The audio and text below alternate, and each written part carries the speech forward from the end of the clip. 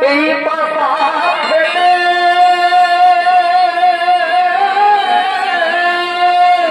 কি হলো ছেড়ে গেল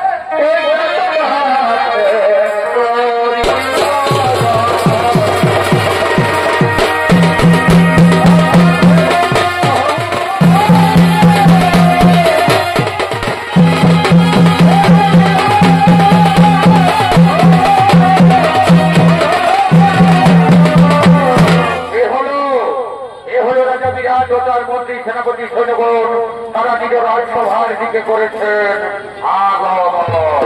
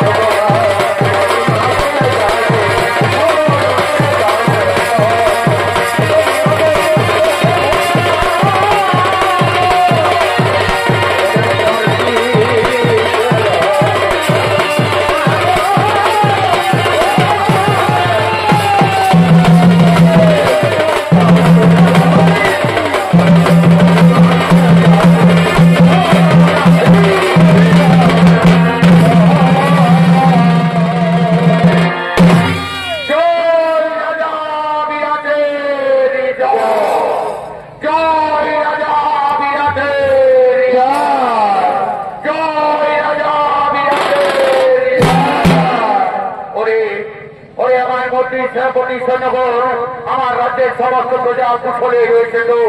কোথাও কোনো শান্তির বার্তা নেই তো? কোথাও কোনো দুঃখের সংবাদ নেই তো? না মহারাজ, না মহারাজ, আমরা সমস্ত রাজ্য পরিভ্রমণ করে এসেছি মহারাজ। আমাদের রাজ্যের সমস্ত প্রজা কুশলে রয়েছে মহারাজ। কোথাও কোনো শান্তির বার্তা নেই মহারাজ, কোথাও কোনো দুঃখের সংবাদ নেই মহারাজ। সমস্ত প্রজা নিজ নিজ বাসভবনে আনন্দের সঙ্গে বিরাজমান করছে মহারাজ। বাঁচাও, বাঁচাও, বাঁচাও। একই মন্ত্রী সেনাপতি সৈন্যগণ, তোমরা এখানে বললে আমার রাজ্যের সমস্ত প্রজা কুশলে রয়েছে। তুমি কোথা থেকে বেঁচে ওই নারী কণ্ঠস্বর বাঁচাও বাঁচাও রবে চিৎকার করে করে ডাকতে যে সেই নারী কিলা বিপদে পড়েছে সেই নারী। আমি যেমন সেই নারীর কাছে দেখবো তার বিপদের কথা। বাঁচাও।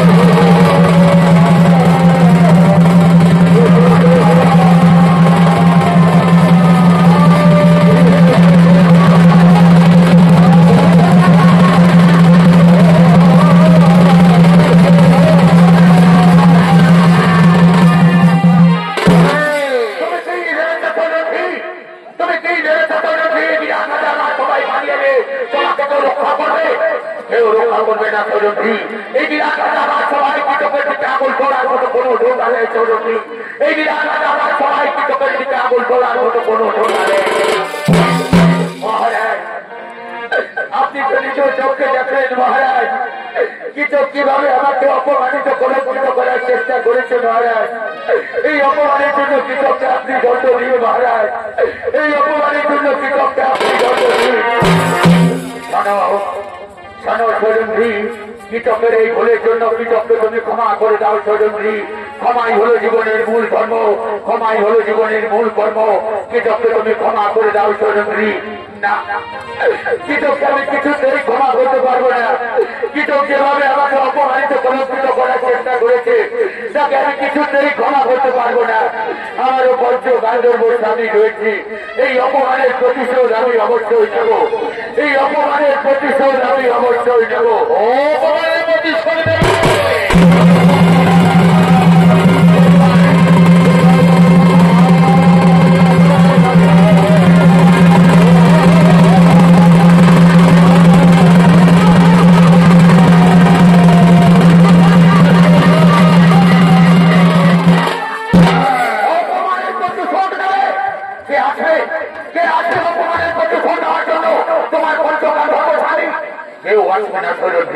আমি তো প্রথমেই বলেছি বিরাট রাজা সেনাপতি কৃষকের দিকে আঙুল তোলার মতো বিরাট রাজা রাজ্যে কোন সেনাপতি নেই।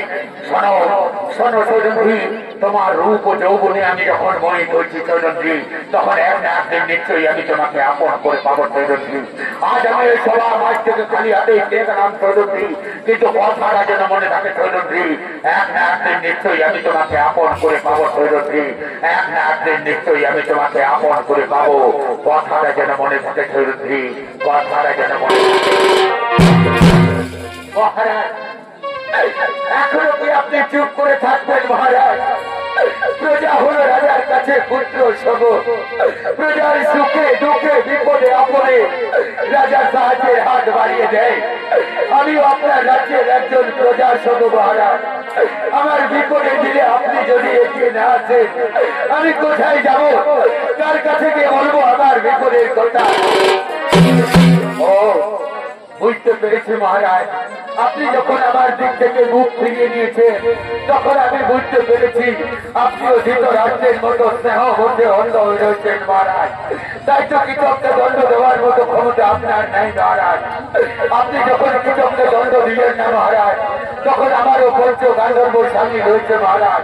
তাই তো আজ আমি এই সভা মাঝে প্রতিজ্ঞা করে যাচ্ছি মহারাজ, চাকিয়ে থাকো মহাদেব, চাকিয়ে থাকো 33 কোটি দেবতা, চাকিয়ে থাকো চন্দ্র সূর্য, এই সভা মাঝে আজকে আমি প্রতিজ্ঞা করে যাচ্ছি মহারাজ, আগামীকালে সূর্য উদয় হয় কিতাব দেখবে, নতুবা আমি দেখো মহারাজ।